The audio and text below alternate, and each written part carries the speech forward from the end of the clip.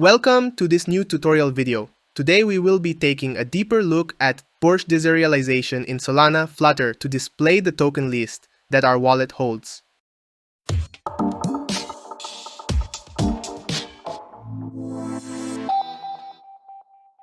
Before getting into it, let's make some modifications to our latest repo. If you want to skip this process, we will leave you a link with a repo ready with all the modifications. As always, copy the address of the repo from the previous tutorial, link in the description, and do git clone in Visual Studio Code. Load the repo path and create the .env file that should contain your IPFS API from QuickNode, which of course you can create on QuickNode.com. Remember that this API serves us to upload image files and metadata to the QuickNode IPFS service. We have used this so far to upload the off-chain metadata of our NFTs and tokens that can be created in our app. In the page's home file, we will locate the code where the NFTs of the account are displayed. Below, show neft expanded. And we will select all the widget this way and replace it with this call to a class NFT list, which will receive our public key. We will create a widgets folder and a file, NFT list Dart, where we will create a stateful widget NFT list that will return us the NFT list obtained in the fetch NFTs function, or a circular progress bar while waiting for the result. You can pause the video to copy it correctly. Back in home, with our NFT list class imported, we see how we have lightened some code in this file. We will also delete the show send dialog function that we will be moving to a new file, which will reduce code in this home file, and at the same time, we will be using this dialog box to send the tokens from our wallet. We will need to create in the models folder a token.dart file where we will create the token class, which will carry these parameters: decimals, balance, name, URI, symbol, and token address. Again, pause the video so you can copy them correctly. And now we will create in our widgets folder the send dialog file that will contain our reusable alert box, which will receive the context, a string with the name of the currency we are sending, and a token instance that can come in null. Our alert box will display send with the name of the currency it receives from home, and will take the destination wallet and amount from the user. Then, when pressing send, if we have received the token in null, it means that we will be sending Solanas, and therefore we will call the send sol function that we created in a previous tutorial. Otherwise, we will call this send token function that we will be creating next. The result of these sending functions will be a string that we will store in message. Then we will call this result dialog function with the context and this message. This function will display the result obtained in the transaction, and when pressing accept, we will refresh the home root like this.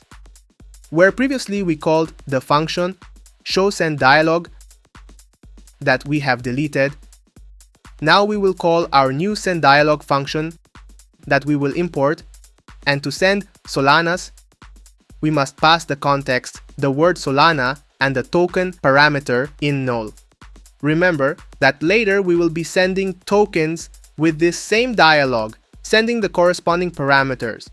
We are going to change the name of our send NFT file to send token, since we will be using the same code to send tokens later. We open the file and change the name of the function to send token. And now we will receive a mint address, which serves both for fungible and non-fungible tokens, the wallet address to which we will send, and the amount and decimals. If you remember, These two parameters were 1 and 0 respectively for sending NFTs, and now we must receive these parameters from the call to the function to send tokens. We modify the token mint address that now directly receives the mint address. And before creating our sending instruction, we will calculate the amount to send like this, raising the amount entered by the user to the power of the decimals of the token we are sending. We will be receiving this information from the network when we load the token data shortly. Now our instruction will receive in amount our variable Lamport amount, and in decimals, the decimals it receives from the function. In our show NFT page, now we must call the function with the new name send token, and instead of sending an NFT instance, we will send the mint address like this, and the amount 1 and decimals 0, as corresponds for sending NFTs. Now in the code we have created in send token, we must import the send token Dart file as follows. Another modification we will make will be to place this Solana logo image in the Solana balance on the home root. We must import the file in the assets folder and the path in the pubspec.yaml file. In this way, we will have the Solana logo indicating the Solana balance, since we will now be displaying the SPL tokens that the wallet holds with their respective images. Now we are going to add a gesture detector in the Solana logo image as well as in the balance, so that when pressing here, the send dialog is displayed as follows.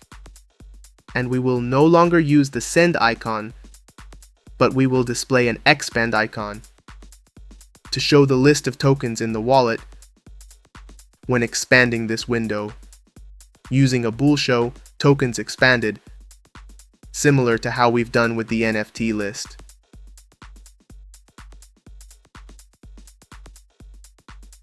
Up to here, the previous modifications, we leave you a repo with all this, and now we will start with the process of obtaining the tokens present in our wallet.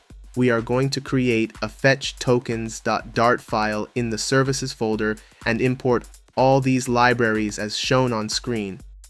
Then we will create a function of future list of token type, which we will call fetch tokens, and it will receive the Solana client and the address of our wallet.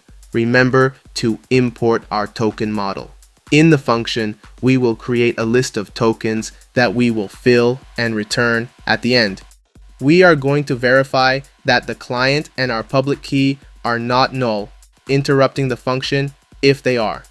Now, using our Solana client, we will access the RPC client method, get token accounts by owner with our public key. We will also send this token account filter with the token program ID.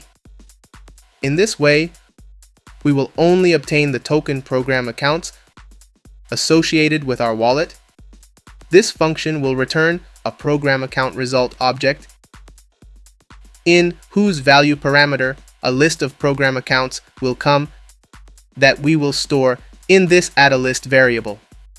Since the data of each program account in our list comes serialized, we must deserialize them.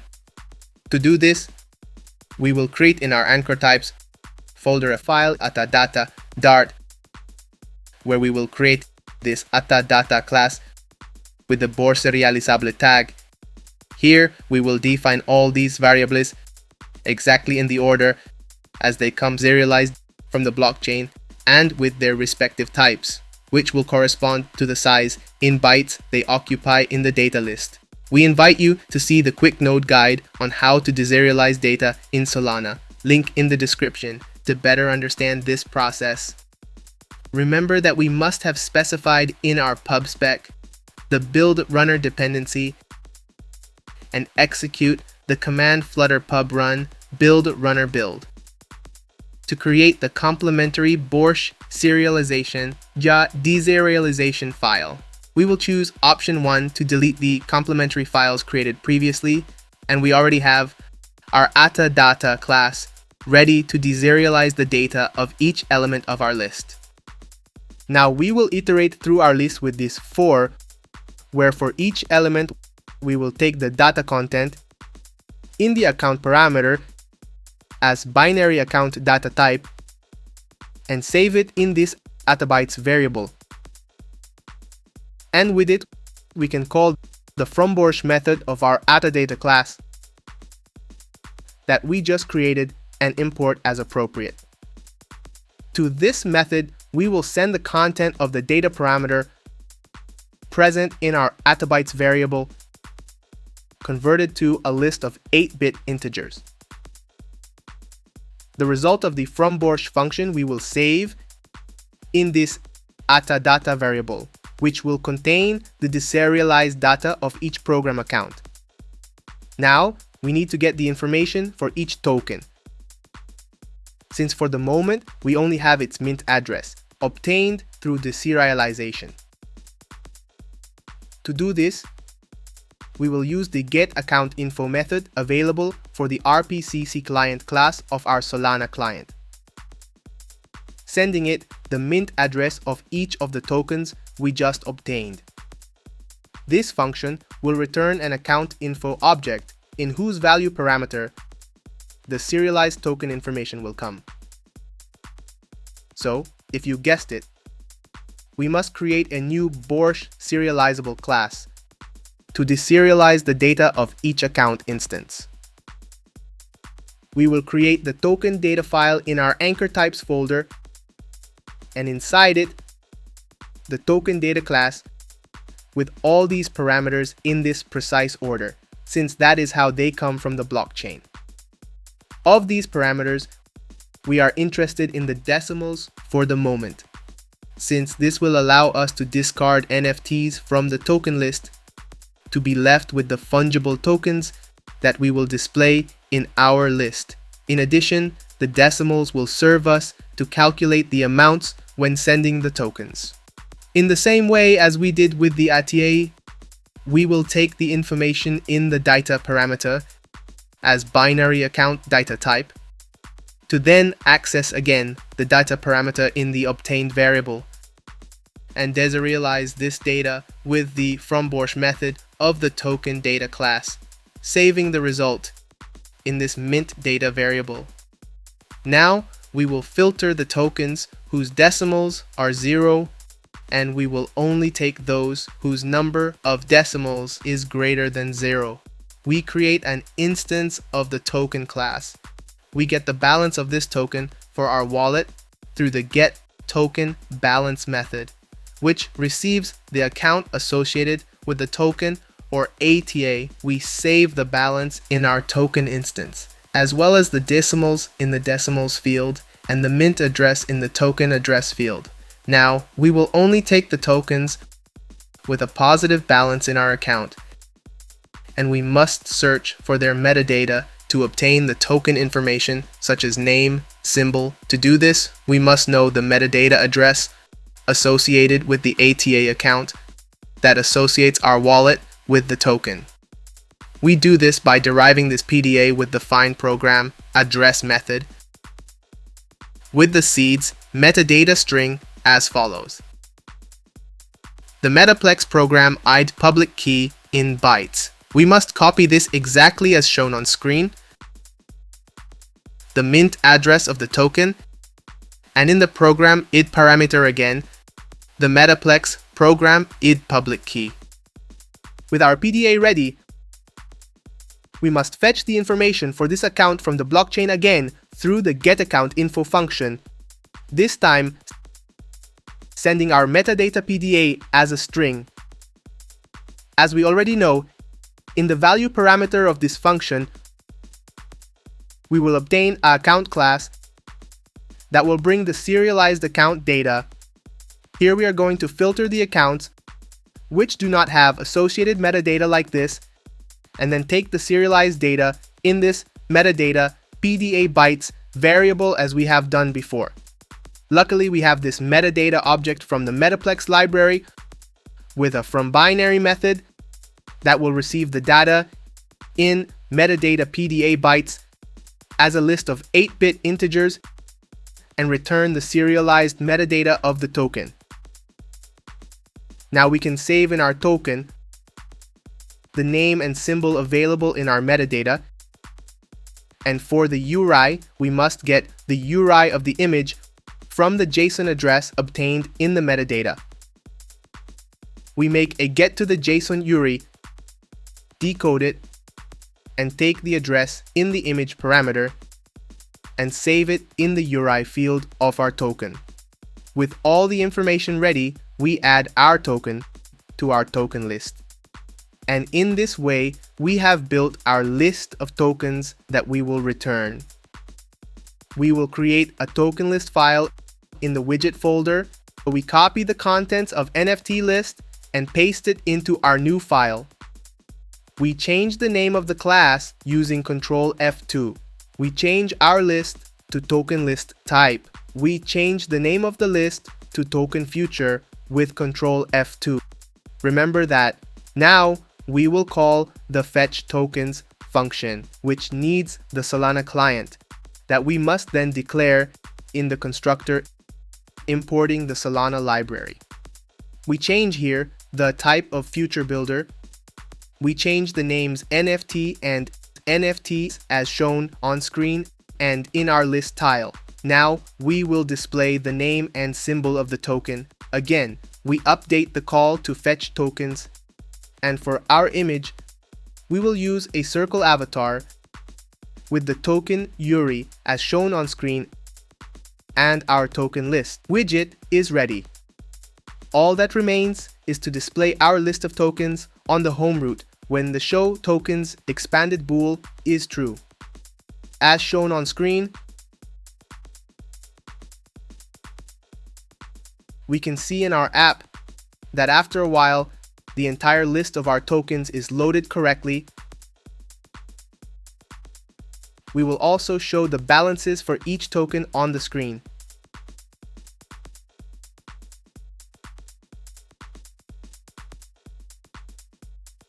We can see the balances shown correctly and also in the list tile. When pressing on each token, we want to call the send dialog function that at the beginning of this tutorial, we adapted to serve to send both tokens and Solana. We must import this function from the corresponding file and send as parameters the context, the symbol of the token, and the token from the list that is receiving the action. We can see how the send dialog is displayed correctly. And if we enter a wallet and an amount, we get this message with the transaction result.